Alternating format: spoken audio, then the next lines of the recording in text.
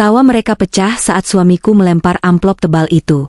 "Apartemenmu sudah jadi uang," katanya bangga. Ibu dan adiknya memujinya hebat, menyebutku beban. Aku hanya tersenyum tipis.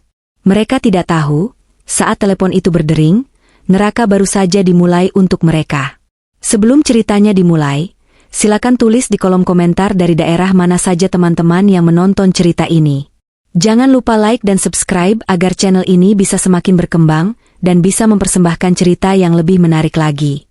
Malam itu, denting sendok dan garpu yang beradu dengan piring porselen mahal terdengar begitu nyaring di ruang makan. Suasana di rumah sewaan mewah kami di kawasan Jakarta Selatan ini terasa hangat bagi mereka, namun terasa seperti medan perang dingin bagiku.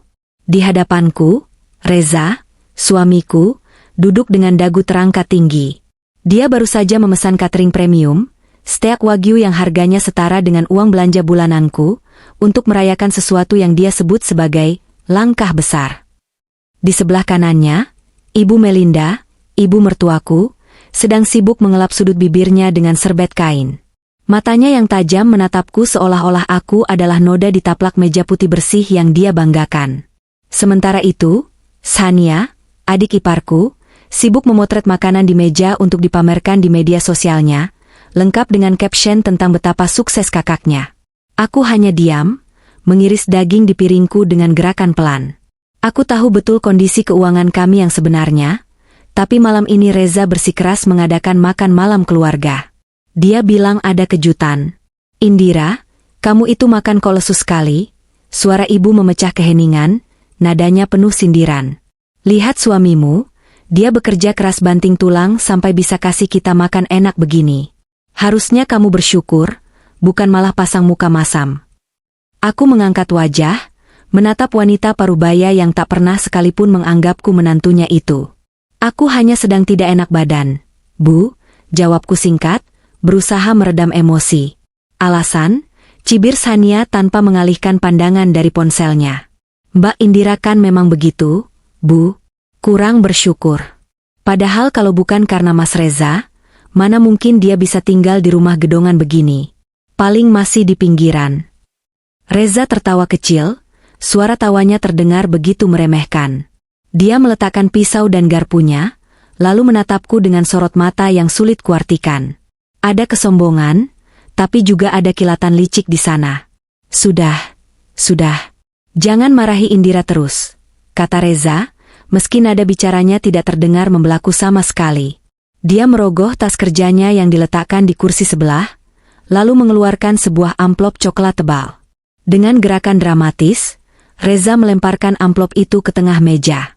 Amplop itu mendarat tepat di antara piringku dan piring ibu. Bunyi, bebuk, yang berat menandakan isinya bukan sekadar kertas kosong. "Apa ini, Nak?" tanya ibu, matanya berbinar penasaran. Reza menyeringai lebar. Dia menatapku lurus-lurus, seolah menantang. "Itu hasil dari keputusan cerdas seorang kepala keluarga, Bu. Indira, ingat apartemen kecilmu di Bandung? Yang di lantai 18 itu?" Jantungku berdegup, tapi bukan karena kaget. Aku sudah menduganya. Namun, aku harus tetap bermain peran. "Kenapa dengan apartemen itu, Mas?" tanyaku datar. "Sudah aku jual," jawabnya enteng, seolah sedang membicarakan koran bekas. "Dananya cair sore ini. Tunai." Ruangan itu hening sejenak, sebelum akhirnya meledak dengan sorak-sorai. Ibu Melinda bertepuk tangan kegirangan, sementara Sania langsung meletakkan ponselnya dan menatap amplop itu dengan mata hijau. "Ya ampun, Reza, kamu serius?" pekik ibu. Bagus sekali. Akhirnya aset rongsokan itu berguna juga. Ibu sudah bilang dari dulu, apartemen itu cuma beban. Biaya perawatannya mahal, tapi tidak pernah ditinggali. Dijual adalah langkah paling tepat. "Benar banget, Kak," timpal Sania. "Lagian Mbak Indira juga nggak becus ngurus aset. Sayang banget kalau didiamkan. Mending uangnya buat modal Kak Reza bisnis. Kan? Bisa buat ganti mobil juga nih." Aku menatap amplop itu, lalu menatap Reza. "Mas, itu apartemen peninggalan orang tuaku. Kamu tidak punya hak menjualnya tanpa persetujuanku." Dan sertifikatnya, bukankah ada di brankas yang kuncinya aku pegang? Reza mendengus, menyesap anggur merahnya dengan gaya sok bangsawan. Indira, Indira, kamu itu istriku. Hartamu adalah hartaku. Lagi pula, aku ini suamimu, imam keluarga. Aku mengambil keputusan untuk kebaikan kita bersama.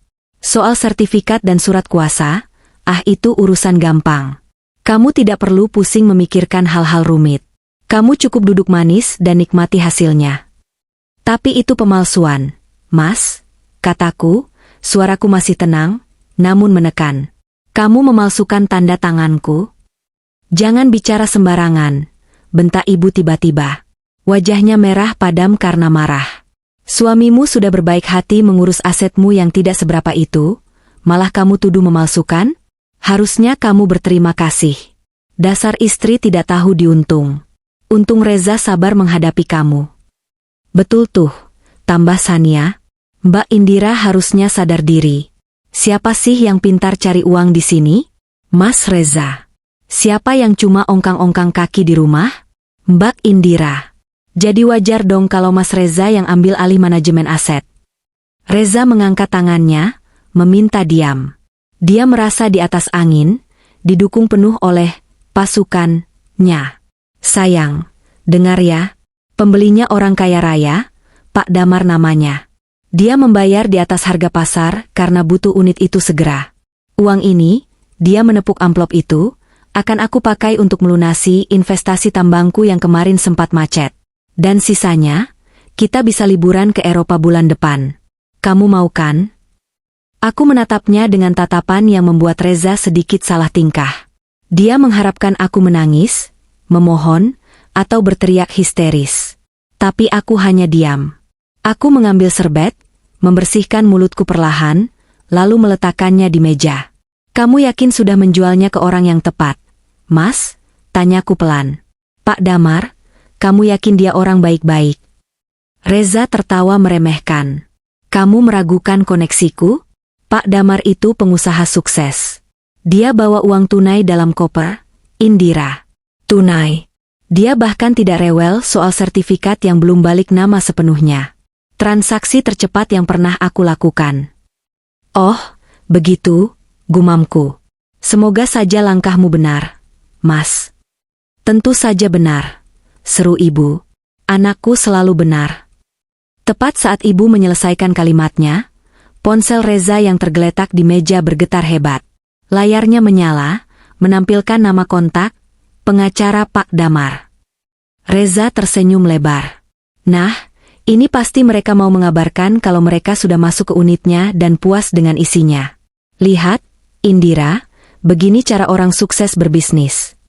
Dengan penuh percaya diri, Reza menggeser tombol terima dan langsung menekan tombol loudspeaker agar aku, ibu, dan Sania bisa mendengar kesuksesannya. Halo, Pak Haris, sapa Reza dengan nada ramah yang dibuat-buat. Bagaimana? Pak Damar sudah nyaman di apartemen barunya. Hening sejenak. Tidak ada jawaban ramah dari seberang sana. Detik berikutnya, sebuah jeritan panik dan penuh amarah meledak dari pengeras suara ponsel itu, memecahkan keangkuhan di ruang makan kami. Reza, bangsat kau. Kau menipu kami. Hah? Senyum di wajah Reza lenyap seketika. Ibu Melinda terlonjak kaget sampai menjatuhkan garpunya. Sania melongo.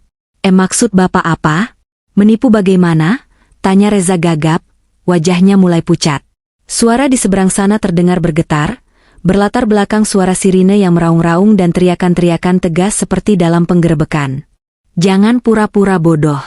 Klien saya baru saja menginjakkan kaki di unit itu 5 menit yang lalu. Dan tahu apa yang terjadi? Kami dikepung. Kenapa ada polisi di apartemen ini? Kenapa ada satgas khusus di dalam unit? Mereka menangkap Pak Damar. Reza membeku. Matanya terbelalak menatap ponsel itu seolah benda itu baru saja berubah menjadi ular berbisa. Polisi? Tidak mungkin, itu apartemen kosong. Kosong apanya? Ini jebakan. Kau bekerja sama dengan polisi untuk menjebak klien saya ya? Kau tahu Pak Damar itu buronan, dan kau sengaja mengirimnya ke kandang macan. Kau akan habis. Reza, uang itu, kau harus kembalikan atau kami akan seret kau juga. Sambungan telepon terputus. Kesunyian yang mencekam menyelimuti ruang makan. Sirine yang tadi terdengar dari ponsel, seolah masih berdengung di telinga kami. Wajah Reza yang tadinya merah karena anggur, kini seputih kertas. Tangannya gemetar hebat di atas meja. Ibu Melinda menatap anaknya dengan bingung dan takut. Reza, apa maksudnya itu? Polisi? Buronan? Apa yang terjadi? Sania menatapku curiga, tapi mulutnya terkunci rapat. Aku, yang sejak tadi hanya diam, kembali menyesap teh hangatku dengan tenang. Rasa teh melati ini terasa lebih nikmat dari biasanya. Perlahan, aku meletakkan cangkir itu kembali ke tatakannya dengan bunyi, klik, yang halus namun terdengar jelas di ruangan yang sunyi itu. Aku menatap Reza yang masih terpaku, lalu tersenyum tipis. Sangat tipis. Sudah kuduga, ucapku pelan. Reza menoleh patah-patah ke arahku. Matanya penuh ketakutan, dan untuk pertama kalinya malam ini, dia menyadari bahwa istri yang selama ini dia anggap bodoh dan penurut, sedang menatapnya seperti seorang predator menatap mangsanya yang sudah masuk perangkap. Untuk memahami mengapa aku bisa tersenyum di atas kehancuran suamiku sendiri malam ini, kita harus mundur ke 3 bulan yang lalu. Masa di mana aku masih mencoba menjadi istri yang suportif, meski firasatku sudah berteriak ada yang tidak beres. Semua bermula pada suatu malam di bulan September. Reza pulang larut malam dengan kemeja kusut dan bau rokok yang menyengat, padahal dia bukan perokok berat. Dia membanting tas kerjanya ke sofa, lalu duduk dengan kepala tertunduk, menjambak rambutnya sendiri. Aku yang saat itu sedang memeriksa grafik saham di laptop, yang segera kututup begitu mendengar suara mobilnya, menghampirinya dengan segelas air. Mas, kamu kenapa? Ada masalah di kantor? Tanyaku lembut. Reza menepis gelas air yang kusodorkan, hingga tumpah membasahi karpet. Kamu nggak akan ngerti, Indira. Ini urusan laki-laki, urusan bisnis besar. Bentaknya kasar. Aku menarik napas panjang, menahan kaget dan sakit hati. Selama 5 tahun pernikahan kami, Reza memang temperamental, tapi dia tidak pernah sekasar ini. Kalau kamu nggak cerita, bagaimana aku bisa bantu, Mas? Reza menatapku dengan mata merah. Aku butuh modal besar. Perusahaanku sedang membuka peluang investasi untuk proyek tambang batubara di Kalimantan. Kalau aku bisa setor modal minggu ini, aku bakal diangkat jadi direktur operasional. Gajiku bakal naik 3 kali lipat. Tapi aku butuh dana segar. Berapa? Tanyaku. 2 miliar, jawabnya cepat. Aku terdiam. 2 miliar bukan uang sedikit. Sebenarnya, aku punya uang sebanyak itu. Bahkan lebih. Sebelum menikah dengan Reza, aku sudah bekerja sebagai konsultan keamanan siber lepas untuk beberapa perusahaan asing. Ditambah lagi, aku aktif berinvestasi di pasar modal dan properti. Tapi Reza tidak pernah tahu. Di matanya, dan di mata keluarganya, aku hanyalah seorang sarjana yang, beruntung, dinikahi manajer perusahaan swasta dan kini menjadi ibu rumah tangga biasa yang mengandalkan gaji suami. Kita nggak punya uang tunai sebanyak itu, Mas, jawabku, memilih untuk tetap menyembunyikan identitasku. Tabungan kita cuma cukup untuk biaya hidup 6 bulan ke depan. Makanya. Reza berdiri, mulai mondar-mandir dengan gelisah. Aku kepikiran apartemen kamu di Bandung itu. Itu kan aset mati. Kalau dijual, harganya bisa sampai 2,5 miliar karena lokasinya di pusat kota. Indira, jual saja ya.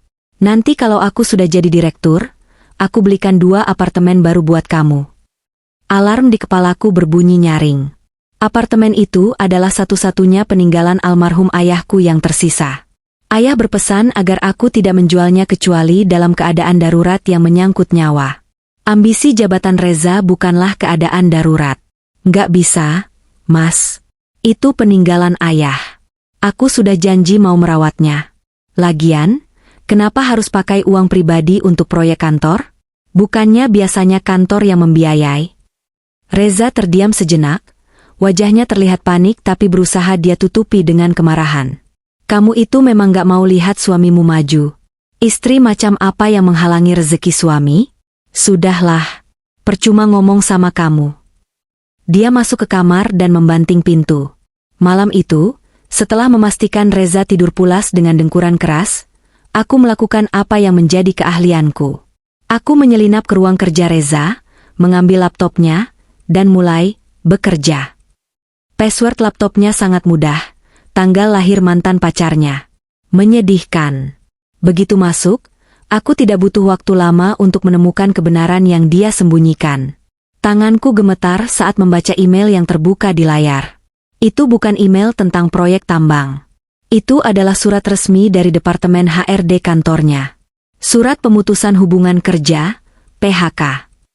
Dengan hormat, Saudara Reza diberhentikan secara tidak hormat dikarenakan temuan audit internal mengenai penyalahgunaan dana operasional sebesar 500 juta rupiah. Reza sudah dipecat 2 minggu yang lalu. Aku merasa mual. Jadi selama 2 minggu ini, dia pergi pagi dan pulang malam hanya sandiwara, tapi kejutan buruknya belum selesai. Aku menelusuri riwayat browsernya. Tidak ada situs berita bisnis atau tambang. Yang ada hanyalah deretan situs judi slot online dan histori percakapan di forum-forum judi. Aku membuka folder unduhan dan menemukan puluhan bukti transfer. Reza bukan hanya kehilangan pekerjaan. Dia kalah judi. Dia mencoba mengembalikan uang kantor yang dia gelapkan dengan berjudi, tapi malah kalah semakin dalam. Total utangnya pada berbagai aplikasi pinjaman online dan satu nama yang sering muncul di riwayat chat WhatsApp webnya, Pak Damar, Dana Cepat. Aku membuka percakapan dengan Pak Damar. Reza, Pak, tolong beri waktu lagi. Istri saya punya aset. Apartemen di Bandung. Saya akan jual itu. Sertifikatnya ada. Pak Damar, saya tidak mau tahu. Minggu depan kau tidak bayar bunganya, orang-orangku akan datang ke rumah ibumu. Air mataku menetes, bukan karena sedih, tapi karena marah. Marah yang luar biasa. Dia bukan hanya berbohong. Dia berniat menjual warisan ayahku untuk menutup lubang dosa yang dia gali sendiri. Dia mempertaruhkan keamanan kami demi kesenangan sesaat di meja judi. Aku menyalin semua bukti itu ke dalam flash drive kecilku. Foto surat PHK, bukti transfer judi, dan percakapan ancaman itu.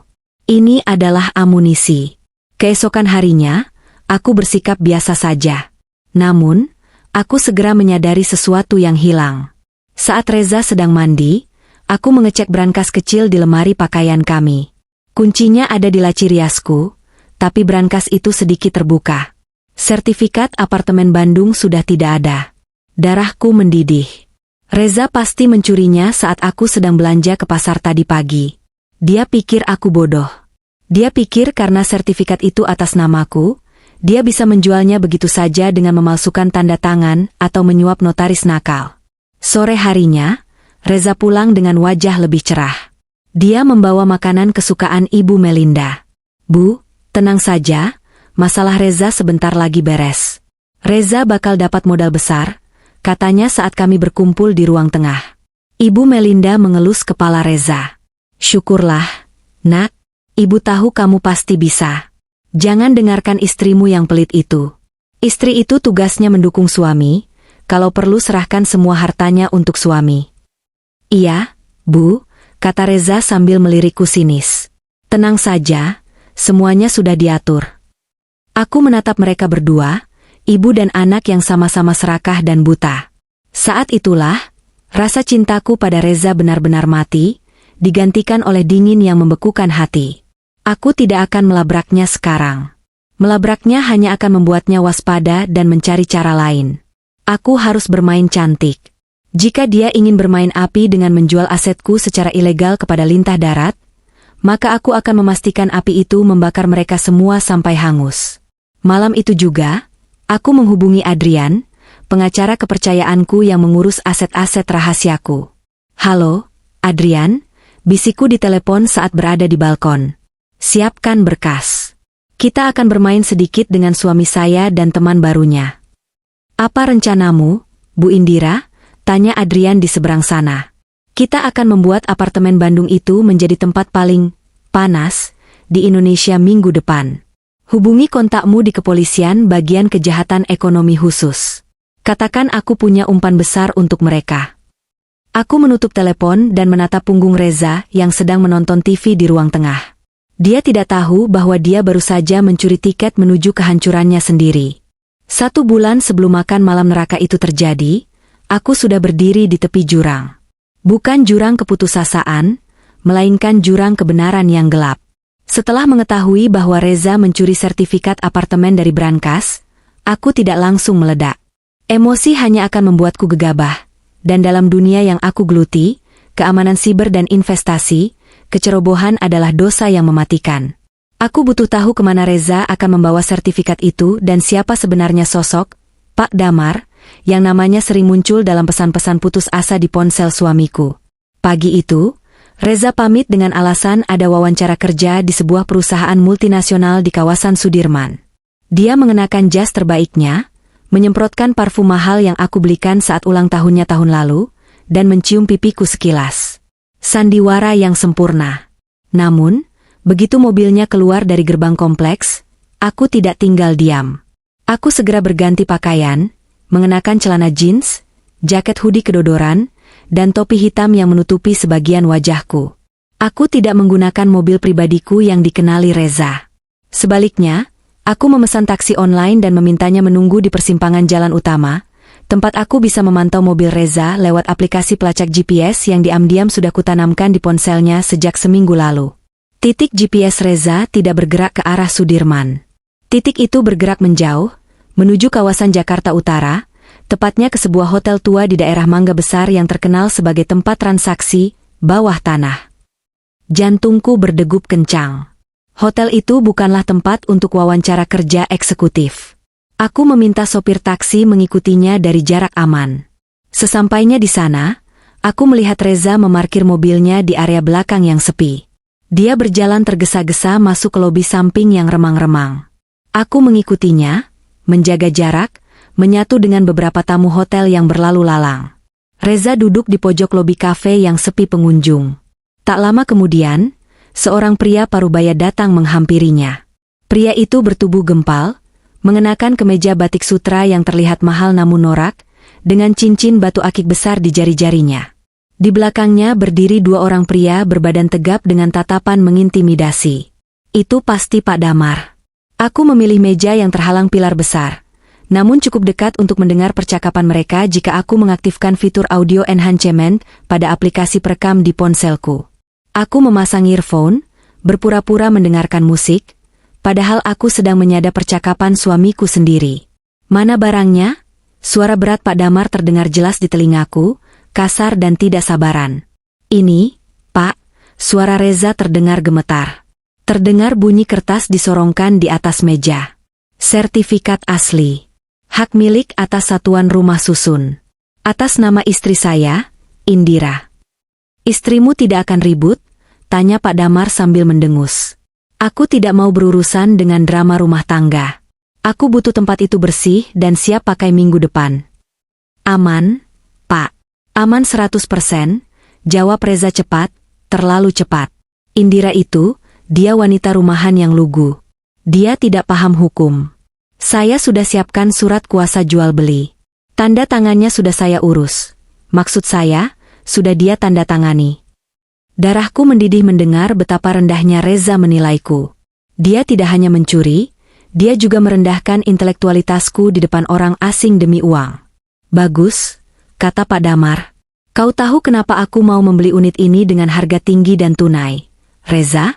Karena aku butuh tempat yang tidak tercium. Apartemen itu ada di lantai 18, akses privat, dan pengamanannya longgar untuk penghuni lama. Itu sempurna untuk menyimpan beberapa koleksi saya sementara waktu. Saya mengerti, Pak. Saya tidak akan banyak tanya, kata Reza. Yang penting dananya cair, Pak. Saya butuh melunasi utang saya dan ya, untuk modal hidup baru. Ingat, Reza, nada suara Pak Damar berubah menjadi ancaman yang dingin. Kalau sampai ada polisi yang mengendus tempat itu karena kecerobohanmu, atau kalau istrimu melapor, kau yang pertama kali akan kuhabisi sebelum polisi menyentuhku. Mengerti? Siap, Pak. Saya jamin. Percakapan itu berakhir dengan jabat tangan. Reza pergi dengan wajah lega yang menjijikan, Sementara Pak Damar masih duduk di sana, menelepon seseorang dengan nada berbisik. Saat itulah, aku mengangkat ponselku dan mengambil foto Pak Damar secara diam-diam menggunakan fitur zoom maksimal. Sesampainya di rumah, aku langsung masuk ke ruang kerjaku, sebuah kamar tamu yang kujadikan gudang, di mana aku menyimpan server pribadiku yang tersembunyi di balik lemari buku. Aku mengunggah foto Pak Damar ke dalam software pengenalan wajah yang terhubung dengan basis data publik dan beberapa database, abu-abu, yang biasa digunakan oleh komunitas keamanan siber. Hanya butuh waktu 10 menit. Wajah pria itu muncul di layar monitor besarku dengan bingkai merah berkedip. Nama, Damar Suyoso alias Si Licin.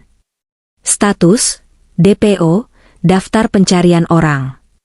Kasus, pencucian uang, judi online internasional, dan penimbunan aset ilegal. Aku ternganga. Reza bukan sedang menjual apartemen kepada investor biasa. Dia sedang menjual apartemen kepada buronan kelas kakap yang sedang dicari oleh Satgas Khusus Kepolisian. Pak Damar membutuhkan apartemenku di Bandung bukan untuk ditinggali, melainkan sebagai safe house atau rumah aman untuk menyembunyikan uang tunai hasil kejahatan sebelum dilarikan ke luar negeri. Senyum dingin perlahan terbit di bibirku. Tubuhku yang tadi gemetar karena marah, kini tenang karena fokus. Aku menemukan senjata itu. Senjata yang jauh lebih mematikan daripada sekadar gugatan cerai atau laporan KDRT.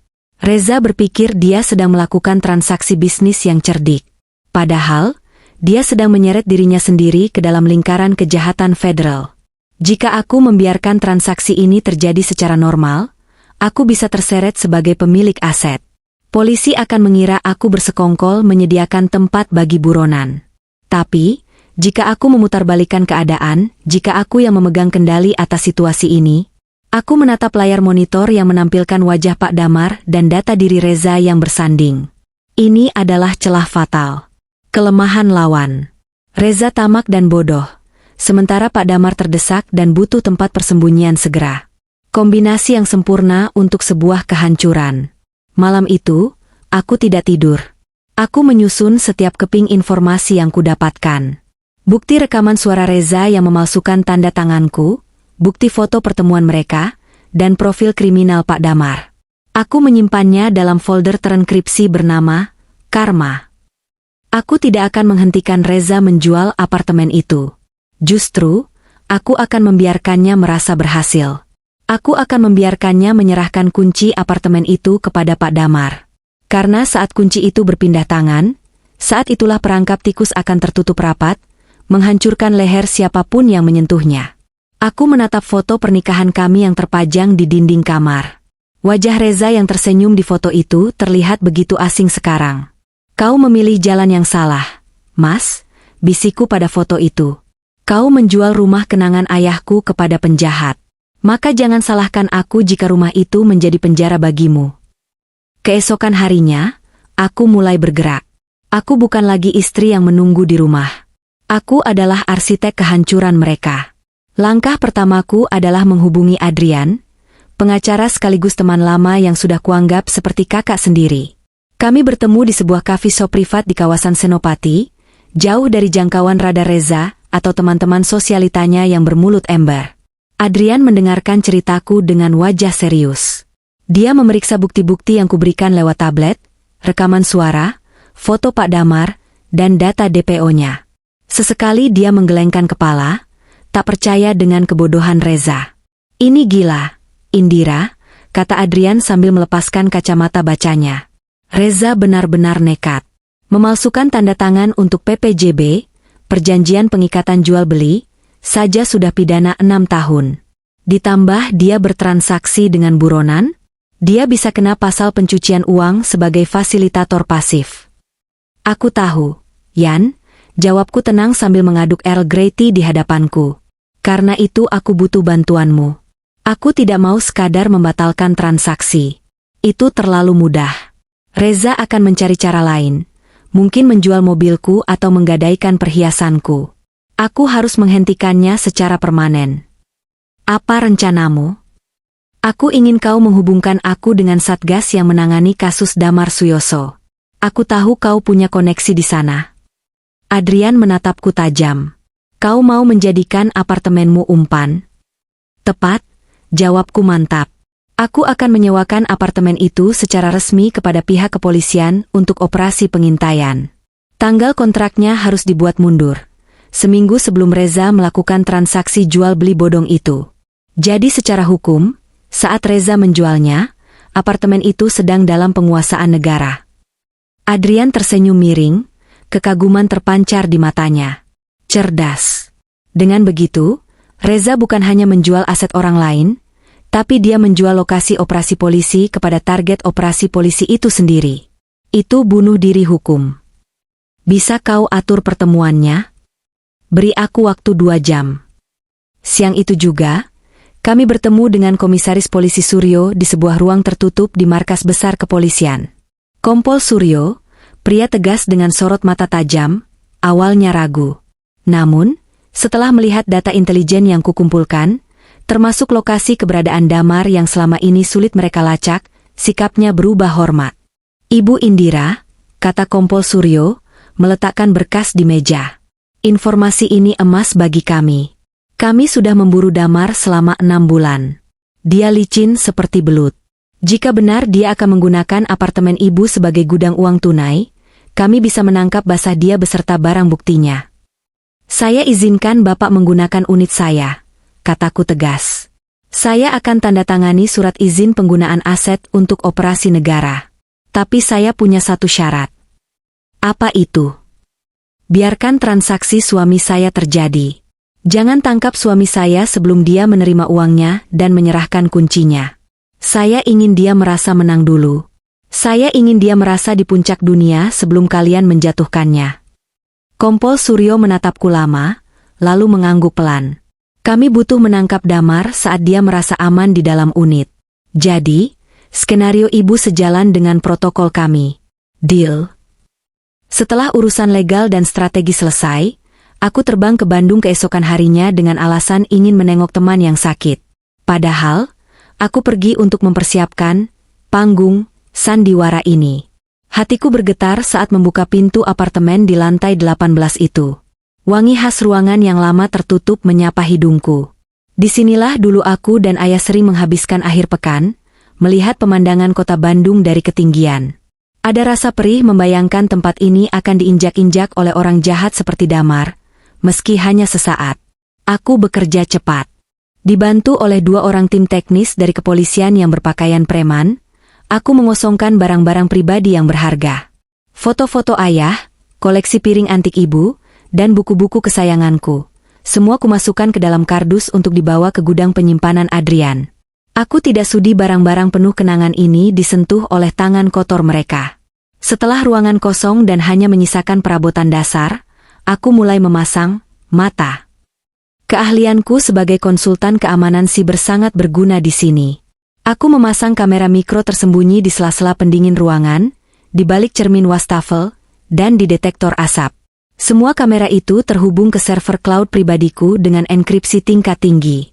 Polisi punya alat sadap mereka sendiri, tapi aku ingin punya rekaman pribadiku.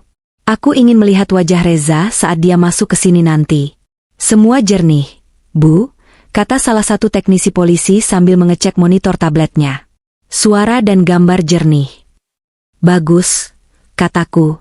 Sebelum pergi, aku berdiri di tengah ruang tamu yang kini terasa dingin dan asing. Aku mengusap dinding apartemen itu pelan. Maafkan aku, rumah, bisikku. Sebentar lagi kau akan jadi kotor. Tapi aku janji, setelah ini kau akan bersih kembali. Dan orang yang mencoba menjualmu akan membayar mahal. Aku kembali ke Jakarta sore itu juga, tepat sebelum Reza pulang kerja. Hari-hari berikutnya adalah ujian kesabaran yang luar biasa. Aku harus melihat wajah sombong Reza setiap hari. Aku harus mendengar sindiran Ibu Melinda yang semakin menjadi-jadi tentang betapa tidak bergunanya aku. Aku harus melihat Sania yang mulai meminta-minta barang bermerek kepada kakaknya, seolah uang penjualan apartemen itu sudah di tangan. Mbak Indira, nanti kalau Mas Reza sukses, aku mau tas baru ya, kata Sania suatu pagi saat sarapan. Masa istri manajer tasnya itu-itu saja, malu-maluin keluarga. Tunggu saja, Sania, jawab Reza sambil mengedipkan mata. Sebentar lagi kita semua akan naik kelas. Aku hanya tersenyum sambil mengoleskan selai di roti. Iya, sebentar lagi semuanya akan berubah drastis. Kamu tidak akan percaya betapa drastisnya. Mereka tertawa, mengira aku akhirnya tunduk dan setuju. Mereka tidak tahu bahwa di balik senyumku, aku sedang menghitung mundur waktu peledakan bom waktu yang mereka rakit sendiri. Malam sebelum makan malam besar di bab 1, aku mendapat notifikasi di ponselku. CCTV di apartemen Bandung mendeteksi gerakan. Aku membuka aplikasi dan melihat Reza masuk ke dalam unit bersama Pak Damar. Tempat ini bagus, kata Pak Damar di layar ponselku, melihat-lihat sekeliling ruangan yang sudah kusulap menjadi kosong. Sepi. Strategis. Tentu saja, Pak, suara Reza terdengar menjilat. Seperti yang saya janjikan. Besok uangnya cair. Bawa sertifikat asli dan surat kuasanya ke restoran tempat kita biasa bertemu. Setelah itu, kunci ini milikku, kata Pak Damar. Siap, Pak, seru Reza girang. Aku menutup aplikasi itu dengan hati berdebar kencang. Bukti visual sudah di tangan. Transaksi akan terjadi besok. Jebakan sudah terpasang. Polisi sudah bersiap di unit sebelah dan di basement gedung. Besok adalah hari penghakiman. Aku tidur dengan nyenyak malam itu, lebih nyenyak dari malam-malam sebelumnya. Sementara di kamar sebelah, Reza gelisah memimpikan uang miliaran rupiah yang sebenarnya adalah tiketnya menuju jeruji besi. Suara sambungan telepon yang terputus itu menyisakan dengungan panjang di telingaku, namun bagiku itu terdengar seperti lonceng kemenangan. Di ruang makan yang tadinya dipenuhi aroma kesombongan dan catering mahal, kini yang tersisa hanyalah bau ketakutan yang menyengat. Hening. Benar-benar hening. Bahkan suara denting sendok yang tidak sengaja menyentuh piring oleh tangan Sania yang gemetar terdengar seperti ledakan bom. Reza masih mematung. Matanya menatap layar ponsel yang kini gelap dengan pandangan kosong. Wajahnya yang tadi merah padam karena pengaruh wine dan euforia, kini berubah menjadi abu-abu pucat, seolah darah di tubuhnya baru saja disedot habis. Mulutnya terbuka sedikit, mencoba mengeluarkan suara, namun tidak ada kata yang terucap. Dia seperti ikan yang dilempar ke daratan, mengap-mengap mencari oksigen di tengah kepanikan yang mencekik. Ibu Melinda adalah orang pertama yang memecah kebisuan itu. Suaranya melengking tinggi, pecah oleh histeria. Reza, apa maksud orang itu tadi? Kenapa dia bilang penipu? Kenapa ada polisi? Kamu bilang semuanya aman. Kamu bilang ini bisnis legal. Dia bangkit dari kursinya, menghampiri Reza dan mengguncang bahu anak kesayangannya itu dengan kasar. Jawab ibu, Reza.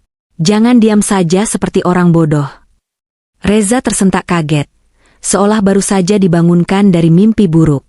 Dia menepis tangan ibunya dengan kasar, keringat dingin mulai bercucuran di pelipisnya. Aku nggak tahu, Bu. Pasti ada salah paham. Orang itu, pengacara itu pasti salah sambung atau salah informasi. Damar itu pengusaha tambang, Bu. Mana mungkin dia buronan? Salah paham? Suaraku memotong kepanikan mereka. Nadaku tenang, rendah, dan dingin. Sangat kontras dengan kekacauan di seberang meja. Reza menoleh cepat ke arahku, matanya menyalang penuh amarah. Dia butuh kambing hitam, dan seperti biasa, aku adalah sasaran empuknya. Ini gara-gara kamu, kan? Kamu pasti main dukun atau berdoa yang jelek-jelek buat suamimu sendiri. Kamu nggak ikhlas apartemen busukmu itu jadi uang, makanya sial begini. Aku tertawa kecil. Tawa yang kering dan tanpa humor. Perlahan, aku berdiri dari kursiku. Gerakanku santai, tidak terburu-buru. Aku berjalan memutari meja makan, mendekati tempat Reza duduk. Bunyi hak sepatu tinggiku di lantai marmer terdengar ritmis. Tak, tak, tak, seperti hitungan mundur eksekusi. Mas, ucapku sambil menggelengkan kepala, menatapnya dengan rasa kasihan yang dibuat-buat. Berhenti menyalahkan hal-hal gaib untuk menutupi kebodohanmu sendiri. Kamu bilang Pak Damar pengusaha tambang? Coba ingat-ingat lagi, Mas. Pernahkah kamu melihat kantornya? Pernahkah kamu melihat situs resmi perusahaannya? Atau kamu hanya bertemu dia di lobi hotel remang-remang dan ruang karaoke? Reza terdiam. Matanya bergerak liar, mencoba mengingat. Itu Itu gaya dia berbisnis. Dia orang lapangan. Elaknya, meski suaranya mulai terdengar ragu. Namanya Damar Suyoso. Mas, kataku, menyebutkan nama lengkap itu dengan artikulasi yang jelas. Juga dikenal sebagai si licin di dunia bawah tanah. Dia adalah buronan Interpol dan Satgas Khusus Polri untuk kasus pencucian uang senilai 300 miliar rupiah dan pendanaan judi online lintas negara. Mata Reza membelalak sempurna. Bagaimana kamu tahu? Aku tersenyum miring, lalu mencondongkan tubuhku ke arahnya, berbisik tepat di telinganya namun cukup keras untuk didengar oleh ibu dan Sania. Aku tahu karena akulah yang memberitahu polisi di mana dia akan berada hari ini. Akulah yang menyiapkan kandang untuknya.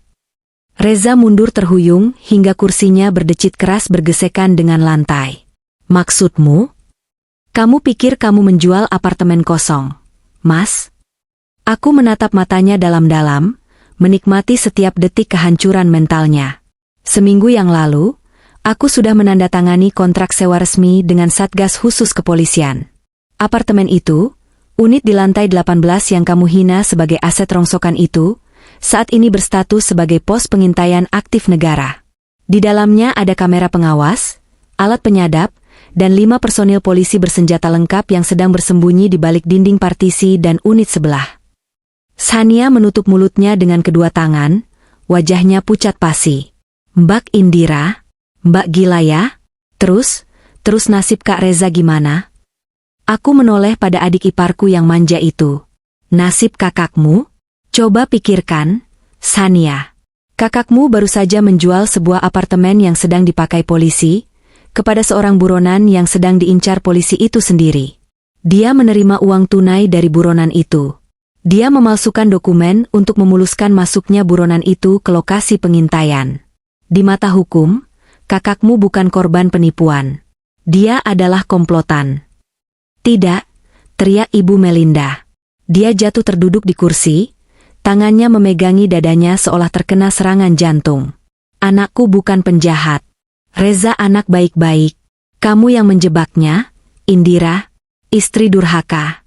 Kamu sengaja mau memenjarakan suamimu sendiri? Aku tidak menjebaknya, Bu, balasku tajam, menatap mertuaku tanpa rasa takut sedikitpun. Aku hanya membiarkan dia melakukan apa yang dia inginkan. Dia yang serakah. Dia yang ingin menjual asetku tanpa izin. Dia yang memilih berbisnis dengan penjahat. Aku hanya membukakan pintu agar dia bisa masuk lebih dalam ke lubang yang dia gali sendiri.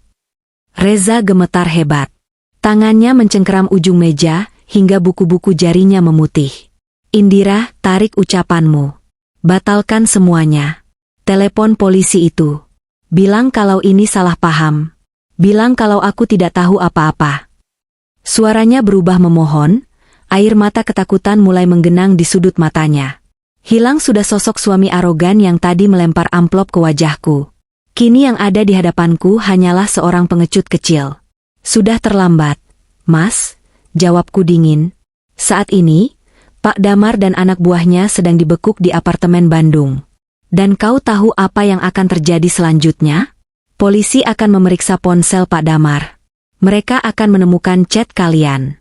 Mereka akan melihat bukti transfer uang mukamu. Mereka akan tahu bahwa kau yang menyediakan tempat persembunyian itu. Aku mengambil amplop coklat tebal yang tadi dilempar Reza ke meja, amplop yang katanya berisi uang hasil penjualan. Aku membukanya perlahan. Isinya memang uang. Tumpukan uang merah pecahan 100.000. Uang ini, kataku sambil mengangkat segepok uang itu. Ini adalah barang bukti pencucian uang. Dengan memegang uang ini di tanganmu malam ini, kau sudah resmi tertangkap basah menerima aliran dana kejahatan. Aku melempar gepokan uang itu kembali ke dada Reza. Uang itu berhamburan jatuh ke lantai, berserakan di sekitar kaki-kaki kami. Tidak ada yang berani memungutnya. Bagi mereka sekarang, uang itu bukan lagi berkah, melainkan bara api yang akan membakar tangan siapapun yang menyentuhnya. Habis riwayatmu, Mas, bisikku. Mentalmu hancur karena ketakutan, tapi tunggu, aku belum selesai. Masih ada fakta lain yang harus kau telan malam ini. Reza merosot di kursinya, napasnya memburu seperti orang yang baru saja lari maraton dikejar setan. Ketakutan akan penjara sudah meruntuhkan arogansinya, tapi dia masih mencoba mencari celah penyangkalan. Dia menatapku dengan sisa-sisa tenaga, matanya memerah. Aku bisa bilang aku ditipu. Sergahnya, suaranya parau. Aku korban di sini. Aku tidak tahu dia buronan. Pengacaraku akan membuktikannya. Dan soal apartemen itu, aku suamimu. Aku punya hak atas harta Gonogini. Hakim akan mengerti kalau aku menjualnya demi keluarga. Demi keluarga? Aku mendengus, lalu berjalan menuju tasku yang tergeletak di meja konsol dekat pintu masuk. Aku mengeluarkan tablet pintarku dan kembali ke meja makan. Demi keluarga yang mana, Mas? Demi aku? Atau demi meja judi? Aku menyalakan tablet itu dan meletakkannya di tengah meja, memutar layarnya agar menghadap Reza, Ibu, dan Sania. Lihat ini, perintahku. Gambar pertama yang muncul adalah rekaman CCTV dari ruang kerja kami di rumah ini. Tanggalnya tertera jelas, 2 minggu yang lalu. Di video itu, terlihat jelas Reza sedang membongkar brankas, mengambil sertifikat, lalu duduk di meja dan dengan tekun meniru tanda tanganku di atas tumpukan dokumen. Dia berlatih berkali-kali di kertas coretan sebelum menandatangani dokumen asli. Itu pasal 263 KUHP tentang pemalsuan dokumen. Mas, jelasku layaknya seorang dosen yang sedang mengajar mahasiswa bodoh. Ancamannya 6 tahun penjara. Video ini sudah tersimpan aman di server pengacara saya. Jadi, argumen, suami punya hak, tidak berlaku karena kau melakukannya dengan cara kriminal. Ibu Melinda ternganga melihat video itu. Reza, kakakmu memalsukan tanda tangan istrimu? Kenapa kamu tidak minta izin baik-baik? Karena dia tidak akan dikasih, Bu. Jawabku cepat sebelum Reza sempat berbohong lagi. Aku menggeser layar tablet ke gambar berikutnya. Dan ini alasannya kenapa dia butuh uang cepat. Gambar di layar berganti menjadi deretan tabel dan grafik transaksi perbankan. Itu adalah mutasi rekening rahasia Reza yang selama ini dia sembunyikan. Warna merah mendominasi kolom, debit. Judi online, Zeus 88. Total kekalahan, 1,2 miliar rupiah, bacaku lantang. Pinjaman online, dana kilat. Total utang, 300 juta rupiah. Utang pribadi ke Damar Suyoso, 500 juta rupiah. Sania memekik tertahan. 1 miliar? Kak Reza, uang tabungan Sania yang kakak pinjam bulan lalu, katanya buat investasi saham, jangan bilang itu juga habis. Reza menunduk dalam-dalam, tidak berani menatap adiknya. Keheningan Reza adalah jawaban yang paling menyakitkan bagi Sania.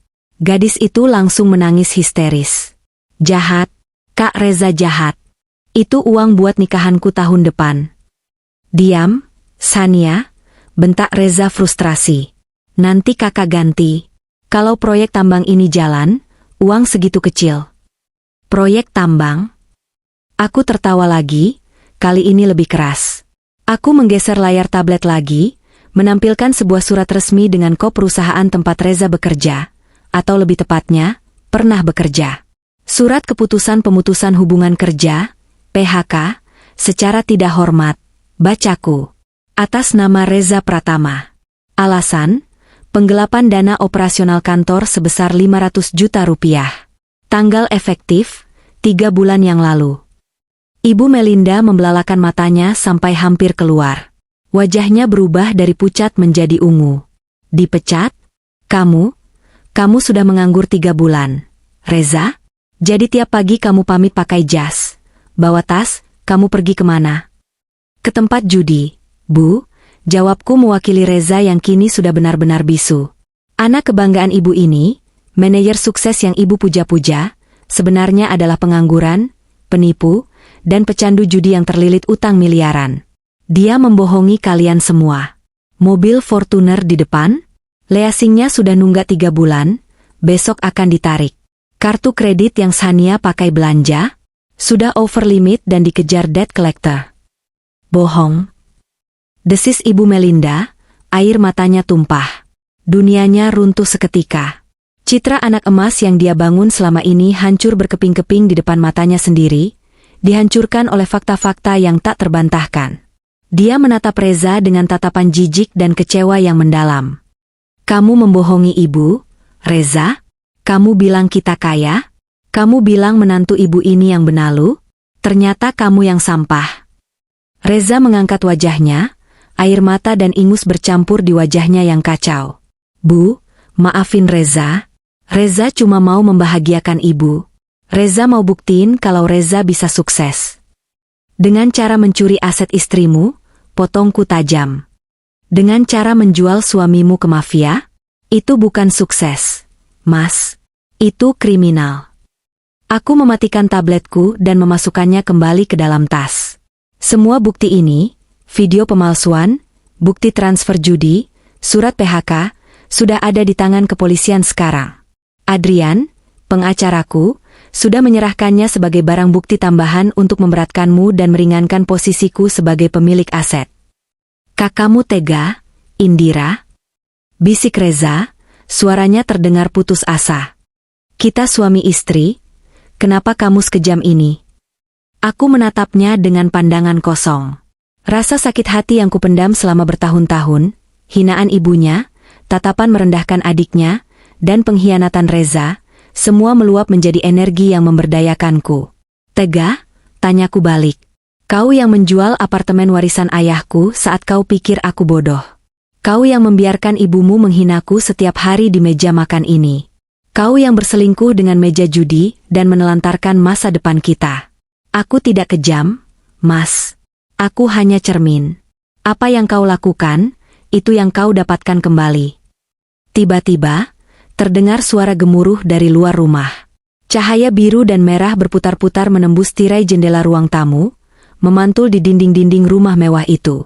Suara sirine polisi meraung pendek, diikuti suara pintu mobil yang dibanting keras dan langkah-langkah kaki sepatu laras panjang yang berderap mendekati pintu utama. Dok, dok, dok. Pintu depan digedor dengan keras. Suara tegas dari luar terdengar menembus hingga ke ruang makan. Selamat malam. Kami dari kepolisian.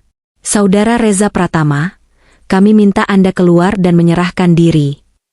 Wajah Reza kehilangan seluruh warnanya.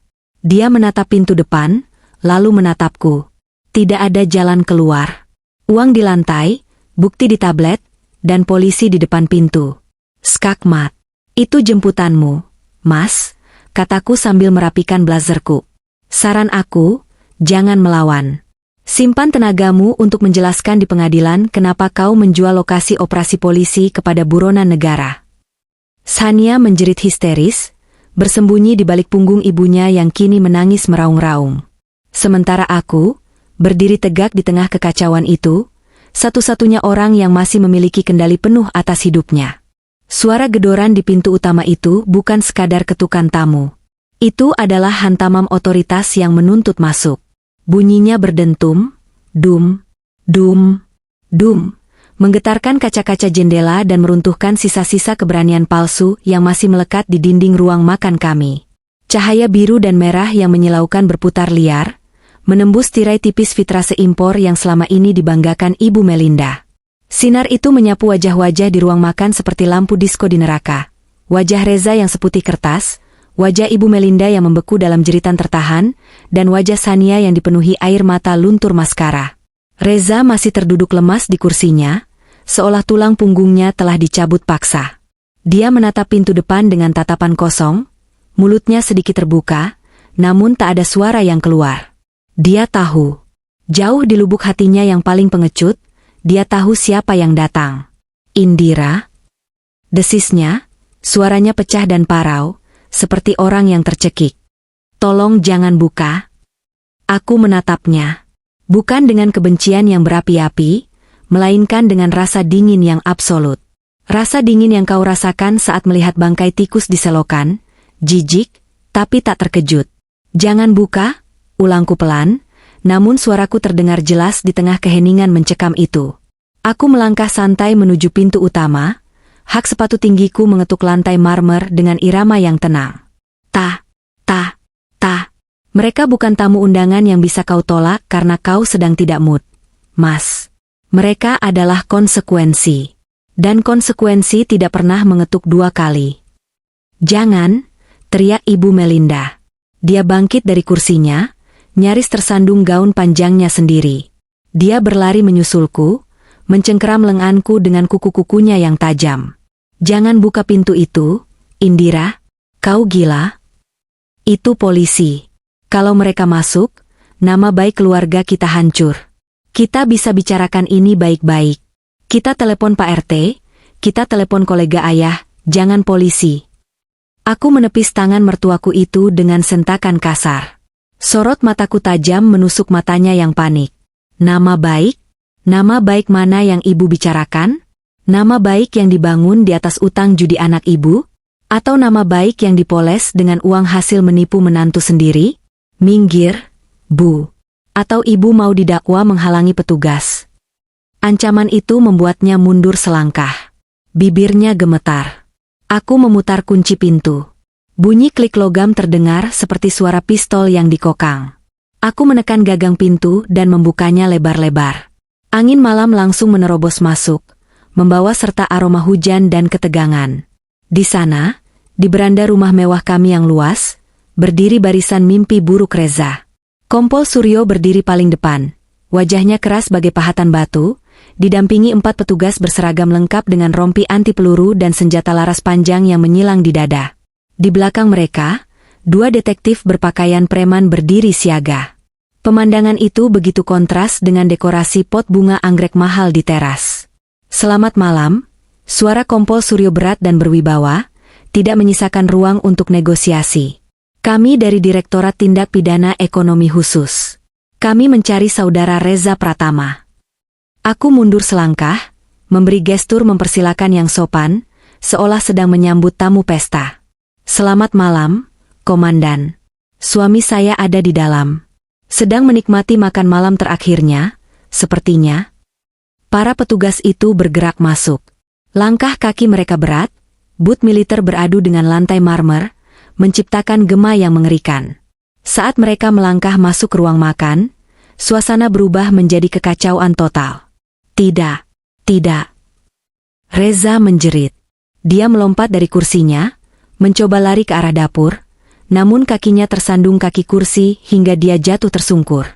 Piring-piring berisi sisa steak wagyu pecah berantakan di lantai, saus mushroom dan red wine berceceran seperti darah. 2 petugas dengan sigap menyergapnya. "Saudara Reza Pratama, jangan bergerak," bentak salah satu petugas. "Ampun, Pak, saya nggak tahu apa-apa. Sumpah demi Tuhan." Reza meracau, wajahnya tertekan ke lantai dingin, sementara tangannya ditarik paksa ke belakang punggung. "Ini salah paham. Saya dijebak. Istri saya yang menjebak saya. Pak Damar yang menipu saya. Saya korban, Pak." Bunyi BZZT dari ikatan kabel plastik, zip tie, yang mengunci pergelangan tangannya terdengar menyakitkan. Lalu disusul bunyi klik borgol besi yang dingin. "Lepaskan anak saya." Ibu Melinda mengamuk. Dia memukul punggung petugas yang menahan Reza dengan tangan kosong, memukuli rompi tebal itu dengan sia-sia. "Kalian polisi gila. Anakku manajer. Anakku orang terhormat. Kalian tidak punya hak memperlakukan dia seperti binatang. Lepaskan. Aku akan tuntut kalian semua." Seorang polwan, polisi wanita, dengan tegas menangkap pergelangan tangan Ibu Melinda dan memutarnya sedikit ke belakang, cukup untuk melumpuhkan gerakannya tanpa menyakiti. "Ibu, harap tenang," bentak polwan itu. "Jika ibu terus melawan dan menyerang petugas, kami terpaksa memborgol ibu juga atas tuduhan obstruction of justice. Mundur." Sania, yang sejak tadi hanya bisa mematung, kini merosot ke lantai, memeluk lututnya di pojok ruangan. Dia menutup telinganya rapat-rapat, menggelengkan kepala berulang kali seolah mencoba menghapus adegan di depannya. "Nggak mungkin ini mimpi. Ini pasti prank. Kak Reza nggak mungkin kriminal."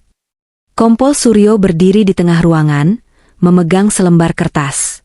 Dia membacakannya dengan lantang, suaranya membelah kekacauan itu. "Saudara Reza Pratama, berdasarkan bukti permulaan yang cukup dan pengembangan kasus tertangkapnya buronan Damar Suyoso alias Silicin di Bandung 2 jam yang lalu, Anda kami tetapkan sebagai tersangka. Pasal yang disangkakan, pasal 3, 4, dan 5 UU Tindak Pidana Pencucian Uang, serta pasal 263 KUHP tentang pemalsuan dokumen. Anda berhak diam. Segala sesuatu yang Anda katakan dapat dan akan digunakan untuk melawan Anda di pengadilan. Reza diangkat berdiri dengan paksa. Wajahnya hancur. Ingus dan air mata bercampur dengan debu lantai. Kemeja mahalnya kusut, 2 kancingnya lepas. Dia menatapku. Tatapan itu bukan lagi tatapan suami, tapi tatapan orang yang tenggelam meminta pertolongan pada orang yang dia dorong ke laut. Indira? Rintihnya. Sayang, tolong aku. Bilang sama mereka, sertifikat itu, kamu izinkan aku jualkan? Iya kan? Bilang, Indira. Bilang kalau aku sudah izin. Seluruh ruangan hening sejenak. Semua mata tertuju padaku. Kompol Suryo menatapku, menanti reaksiku untuk melengkapi berkas verbal lisan malam ini. Ibu Melinda menatapku dengan mata melotot penuh harap. Berharap aku masih punya sisa kebodohan untuk menyelamatkan anaknya. Aku menatap Reza lurus-lurus. Mengingat setiap hinaan yang dia lontarkan selama 5 tahun. Mengingat bagaimana dia menyebut apartemen ayahku, rongsokan. Mengingat perselingkuhannya dengan judi. Komandan, kataku tenang, saya tidak pernah memberikan izin, lisan maupun tulisan, kepada saudara Reza untuk menjual aset warisan ayah saya. Tanda tangan di dokumen yang dia pegang adalah palsu. Dan uang yang berserakan di lantai itu. Aku menunjuk tumpukan uang yang tadi dilempar Reza. Adalah bukti transaksi yang dia lakukan di belakang punggung saya. Jalang. Teriak Reza. Wajahnya merah padam karena amarah dan keputusasaan. Istri durhaka. Kau sengaja membusukkan suamimu sendiri. Mati kau, Indira. Mati kau. Petugas langsung menariknya kasar. Cukup. Bawa ke mobil. Mereka menyeret Reza keluar. Saat melewati pintu depan, drama sesungguhnya baru dimulai. Kawasan perumahan kami adalah klaster elit di mana privasi adalah segalanya, tapi skandal adalah hiburan utamanya. Suara sirine dan teriakan histeris tadi telah memancing seluruh penghuni blok untuk keluar. Di depan pagar rumah kami yang terbuka lebar, puluhan tetangga sudah berkumpul. Ada Bu RT yang hobi bergosip, Pak Haji yang tinggal di seberang, dan ibu-ibu sosialita teman arisan Ibu Melinda. Mereka semua memegang ponsel. Lampu flash kamera berkedip-kedip seperti kilat, merekam setiap detik kejatuhan keluarga yang selama ini dikenal paling sombong di kompleks. Ya ampun, itu Pak Reza. Diborgol? Serius? Kasus apa? Katanya kasus mafia tanah sama pencucian uang. Hi, pantesan gayanya selangit. Ternyata duit haram. Najis banget. Rekam-rekam. Kirim ke grup Wa Kompleks. Reza menundukkan kepalanya dalam-dalam, berusaha menyembunyikan wajahnya dari sorotan kamera ponsel tetangganya sendiri. Tapi percuma. Cahaya lampu tembak polisi dan flash kamera membuat wajahnya terekspos jelas. Ini adalah walk of shame, parade rasa malu, yang paling brutal. Pak Reza. Pak Reza. Benar Bapak terlibat judi online? Teriak salah satu tetangga yang entah bagaimana sudah tahu desas-desus itu. Ibu Melinda berlari mengejar sampai ke pagar, rambutnya acak-acakan, make-upnya luntur. Dia berteriak pada kerumunan itu. Jangan lihat. Bubar kalian. Jangan rekam. Anakku tidak salah. Kalian semua sirik sama kekayaan kami. Kekayaan apa, Bu Mel? Celetuk Bu Siska, tetangga sebelah yang sering dipameri tas baru oleh Sania. Kekayaan hasil nipu? Udah deh. Jangan sombong lagi. Tuh lihat anak ibu udah kayak maling ayam. Gelak tawa sinis terdengar dari kerumunan. Mobil polisi melaju pergi membawa Reza, diikuti satu mobil lagi yang membawa barang bukti. Sirine menjauh, menyisakan keheningan yang canggung dan bisik-bisik tetangga yang masih berdiri di depan pagar. Aku berjalan ke pagar, menatap kerumunan itu, lalu mengangguk sopan pada Bu RT. Maaf atas keributannya, Bu.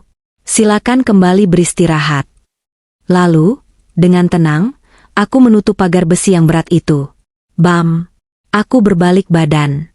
Kembali menatap rumah megah yang kini terasa seperti kuburan. Di teras, Ibu Melinda duduk bersimpuh di lantai, menangis meraung-raung. Sania berdiri mematung di pintu, wajahnya pucat pasi. Mereka melihatku mendekat. Tatapan Ibu Melinda berubah menjadi nyalang. Dia bangkit berdiri, sempoyongan, lalu menunjuk wajahku dengan telunjuk yang gemetar hebat. Puas kamu? Suaranya serak, penuh racun. Puas kamu menghancurkan hidup kami? Kamu rencanakan ini semua, kan? Kamu iblis, Indira. Kamu iblis berwajah polos. Kenapa kamu lakukan ini pada suamimu? Pada kami? Aku berhenti tepat 2 langkah di depannya. Aku tidak berkedip. Kenapa? Ibu bertanya kenapa? Aku tertawa kecil. Tawa yang hampa. Selama 5 tahun, Bu. 5 tahun aku melayani kalian. Aku bangun jam 4 pagi, menyiapkan sarapan, memastikan baju Reza licin, mendengarkan ocehan ibu tentang betapa tidak berkelasnya aku. Aku diam saat Sania meminjam bajuku tanpa izin dan mengembalikannya dalam keadaan rusak. Aku diam saat ibu bilang ke semua orang kalau aku beruntung dinikahi Reza. Aku maju selangkah, membuat Ibu Melinda mundur ketakutan. Tapi saat kalian mencoba menjual satu-satunya kenangan yang ditinggalkan ayahku, saat kalian bersorak gembira di atas penderitaanku, saat kalian menyebut rumah masa kecilku sebagai sampah yang harus dibuang, saat itulah kalian menggali kuburan kalian sendiri. Tapi kami keluargamu, pekik Sania, air mata membanjiri pipinya. Mbak Indira harusnya melindungi kami, bukan melempar kami ke anjing. Keluarga? Aku menatap Sania jijik. Keluarga tidak mencuri, Sania. Keluarga tidak memalsukan tanda tangan. Keluarga tidak bersekongkol dengan mafia. Kalian bukan keluargaku. Kalian adalah parasit yang menempel pada inang yang salah. Kami akan laporkan kamu, ancam Ibu Melinda, mencoba mencari sisa-sisa kekuatan. Rumah ini disewa atas nama Reza. Kamu tidak berhak ada di sini. Kami akan usir kamu. Besok aku panggil pengacara. Aku tersenyum miring. Ini adalah momen yang kutunggu. Pukulan terakhir. Ah, soal rumah ini, kataku lembut, seolah membicarakan cuaca. Aku berjalan masuk ruang tamu, mengambil tasku, dan mengeluarkan sebuah map biru. Aku kembali ke teras dan melemparkan map itu ke kaki Ibu Melinda. Baca, Bu. Kalau Ibu masih bisa baca sambil menangis. Ibu Melinda memungut map itu dengan tangan gemetar. Dia membukanya.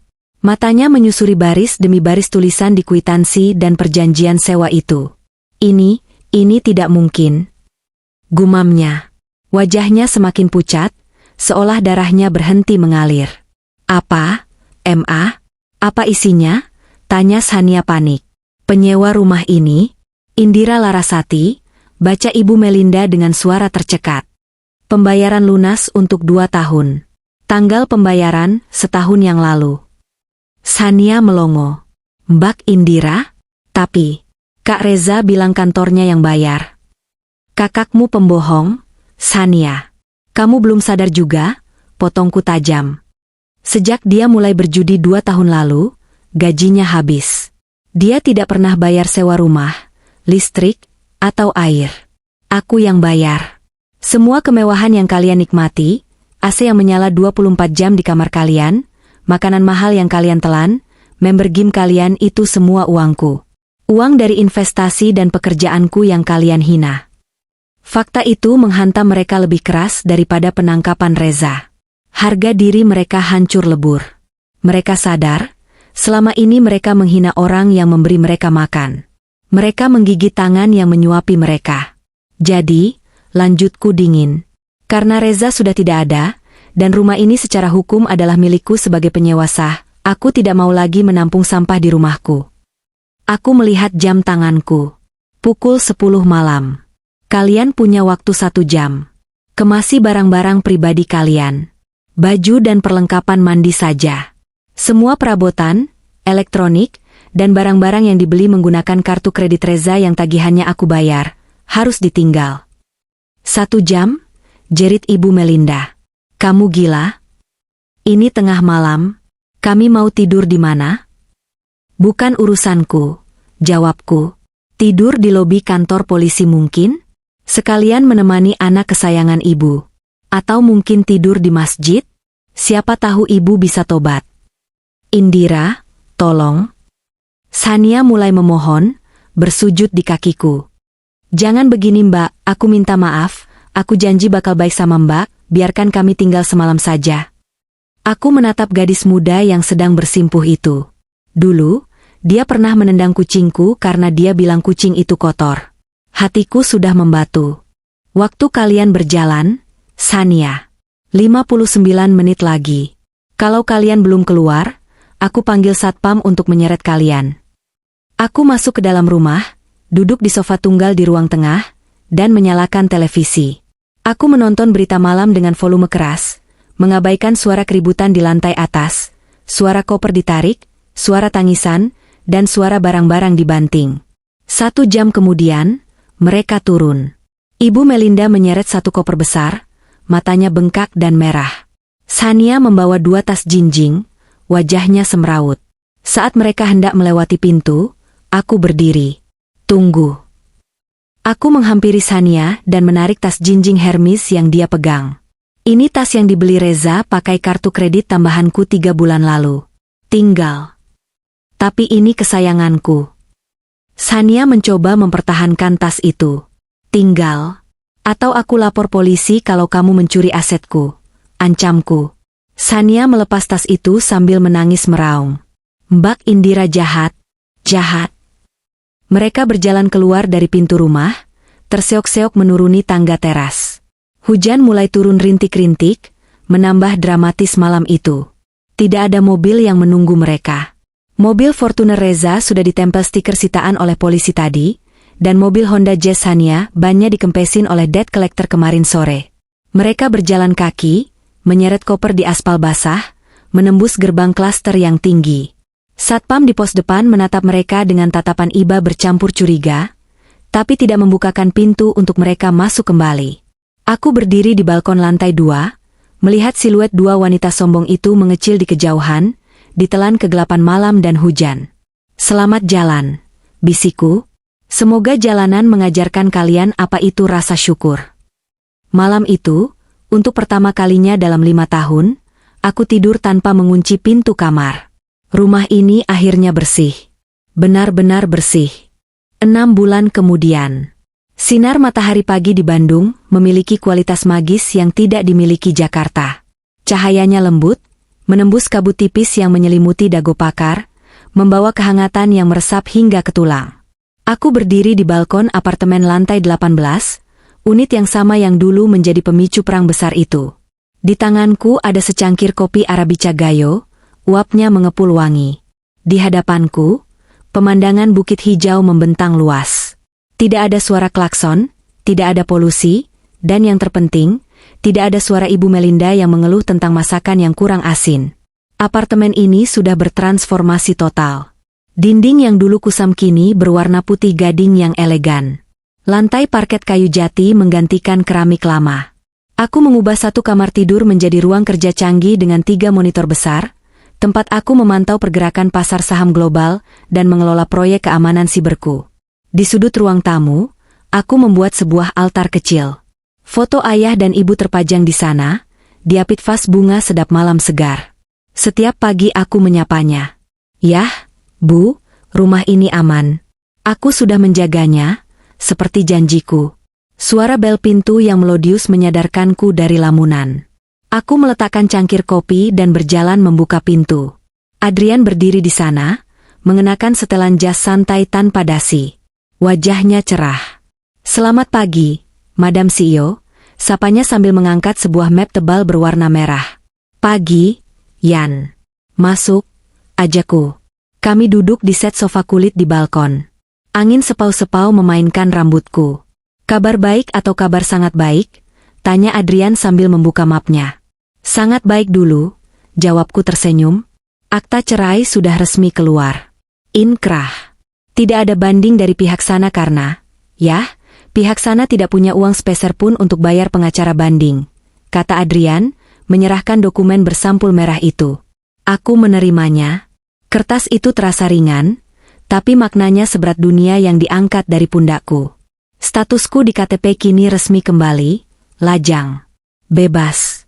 Terima kasih, Yan. Kamu penyelamatku. Itu tugasku, Adrian tersenyum. Sekarang, mau dengar update tentang teman-teman lama kita? Aku baru dapat laporan lengkap dari tim investigasi yang kusuruh memantau mereka. Sekadar untuk memastikan mereka tidak mengganggumu lagi. Aku bersandar santai, menyesap kopiku. Ceritakan. Anggap saja ini dongeng pengantar tidur yang tertunda. Adrian membuka lembaran berikutnya. Ada beberapa foto candid yang diambil dari kejauhan. Pertama, Reza. Adrian menunjuk foto seorang pria kurus dengan kepala botak plontos, mengenakan seragam biru narapidana. Dia sedang duduk di pojok sel yang padat, wajahnya penuh lebam. Vonisnya 8 tahun penjara, subsidiar denda 1 miliar. Karena dia tidak bisa bayar denda, hukumannya ditambah 6 bulan. Dia ditempatkan di lapas Cipinang Blok Kriminal Umum. Kondisinya memprihatinkan. Adrian menjelaskan detailnya. Di penjara, Reza adalah sasaran empuk. Dia bukan preman yang ditakuti, dan dia tidak punya uang untuk membeli keamanan. Lebih parah lagi, kabar bahwa dia yang menjebak Damar Suyoso, si licin, sudah menyebar di kalangan narapidana. Anak buah Damar yang juga tertangkap atau punya koneksi di dalam, membuat hidup Reza seperti neraka. Setiap hari dia harus mencuci baju napi senior, makan sisa, dan tidur di dekat toilet sel yang meluap. Dia sering menangis di malam hari, memanggil-manggil namamu atau ibunya. Mentalnya terguncang parah. Psikolog penjara bilang dia mengalami depresi berat dan delusi. Dia sering berhalusinasi kalau dia masih manajer sukses. Aku menatap foto itu. Pria yang dulu begitu angkuh, yang menampar tanganku hanya karena aku lupa menyemir sepatunya, kini menjadi babu bagi penjahat lain. Ada rasa ngilu di hati, tapi rasa itu segera tertutup oleh ingatan tentang pengkhianatannya. Karma itu presisi, gumamku. Lalu 2 wanita itu. Adrian membalik halaman. Foto berikutnya jauh lebih menyedihkan karena latarnya adalah dunia nyata yang kumuh. Foto itu memperlihatkan sebuah gang sempit di daerah pinggiran Jakarta Timur, di mana got hitam mengalir terbuka. Di depan sebuah kontrakan petak yang atap asbesnya sudah lumutan, terlihat seorang wanita tua dengan daster lusuh sedang menggoreng pisang di wajan hitam besar. Wajahnya keriput, gosong terkena asap minyak, dan matanya cekung. Itu Ibu Melinda. Mereka tinggal di kontrakan seharga 500.000 per bulan, jelas Adrian. Ibu Melinda jualan gorengan untuk bertahan hidup. Tapi usahanya sering tutup. Kenapa? Karena penagih utang. Pinjaman online yang diambil Reza menggunakan data KTP ibunya, dan adiknya ternyata bunganya berbunga terus. Debt collector hampir tiap hari datang, menggebrak pintu, membalikan gerobak gorengannya. Tetangga sekitar sana juga mengucilkan mereka, karena dianggap pembawa masalah. Dan Sania? Tanyaku. Lihat foto ini. Foto itu memperlihatkan Sania di pinggir jalan raya yang berdebu. Dia memakai pakaian ketat yang agak norak, membagikan brosur perumahan murah kepada pengendara motor yang lewat. Wajahnya kusam, kulitnya yang dulu glowing perawatan klinik mahal kini terbakar matahari. Dia kerja serabutan. Kadang jadi SPG, kadang sebar brosur. Dia sempat mencoba menghubungi teman-teman sosialitanya dulu untuk pinjam uang, tapi begitu tahu kakaknya di penjara dan dia jatuh miskin, semua temannya memblokir nomornya. Dia benar-benar sendirian. Adrian menceritakan satu kejadian spesifik seminggu yang lalu. Sania mencoba menjual tas branded sisa yang dia sembunyikan saat pengusiran. Dia membawanya ke toko barang bekas mewah di Jakarta Selatan. Ternyata, tas itu palsu. Reza membelikan barang KW untuk adiknya meski mengaku asli. Sania diusir dari toko itu dan dipermalukan di depan umum.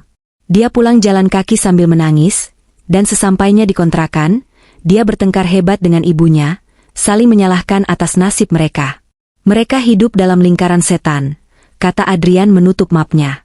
Saling menyalahkan, dikejar utang, dan hidup dalam bayang-bayang masa lalu yang tidak bisa mereka gapai lagi. Aku menarik napas panjang, mengisi paru-paruku dengan udara segar Bandung. Kisah mereka terdengar seperti tragedi Yunani kuno. Hubris, kesombongan, yang diikuti oleh nemesis, kehancuran. Apakah aku jahat, Yan? Karena merasa lega mendengar ini, tanyaku pelan. Adrian menggeleng tegas. Tidak, Indira, kamu tidak melakukan apapun pada mereka. Kamu tidak menyuruh Reza berjudi. Kamu tidak menyuruh Ibu Melinda menghinamu. Kamu tidak menyuruh Sania menjadi parasit. Kamu hanya berhenti menjadi bantalan bagi mereka. Saat bantalan itu hilang, mereka jatuh karena berat dosa mereka sendiri. Itu bukan jahat. Itu keadilan. Aku mengangguk. Adrian benar. Aku bukan penjahat dalam cerita ini. Aku hanyalah seorang penyintas. Ngomong-ngomong, Adrian mengubah topik. Suaranya lebih ceria. Proposal yayasanmu sudah disetujui Kemenkumham. Mataku berbinar. Yayasan, Ruang Puan? Benar. Izin operasional sudah keluar. Kita bisa mulai merekrut tim hukum dan psikolog bulan depan. Yayasan itu siap membantu wanita-wanita korban KDRT finansial dan penipuan dalam pernikahan untuk mendapatkan kembali hak mereka, persis seperti yang kau lakukan. Aku tersenyum lebar, senyum yang tulus dan penuh harapan. Inilah balas dendam terbaik. Bukan hanya menghancurkan musuh, tapi menggunakan puing-puing kehancuran itu untuk membangun benteng bagi orang lain. Aku akan menggunakan kekayaan dan pengalamanku untuk memastikan tidak ada lagi Indira-Indira lain yang harus berjuang sendirian dalam diam. Terima kasih, Yan. Kamu manajer yayasan terbaik. Kami menghabiskan sisa pagi itu dengan membahas rencana masa depan. Tidak ada lagi pembicaraan tentang masa lalu. Reza, Ibu Melinda, dan Sania hanyalah catatan kaki di bab kehidupan yang sudah kututup rapat. Saat matahari mulai tinggi, aku berdiri di tepi balkon, memandang kota Bandung yang mulai sibuk. Di bawah sana, jutaan orang sedang berjuang dengan cerita mereka masing-masing. Aku memegang kalung berliontin kecil berisi foto ayah. Ayah, lihat, apartemen kecil ini bukan rongsokan. Apartemen ini adalah istana di mana putrimu menemukan kembali mahkotanya. Aku berbalik masuk ke dalam apartemen yang sejuk dan damai. Laptopku berkedip, menampilkan notifikasi keuntungan saham yang baru masuk. Kehidupan baruku, kehidupan yang kurebut kembali dengan darah dan air mata, baru saja dimulai. Dan rasanya sungguh manis.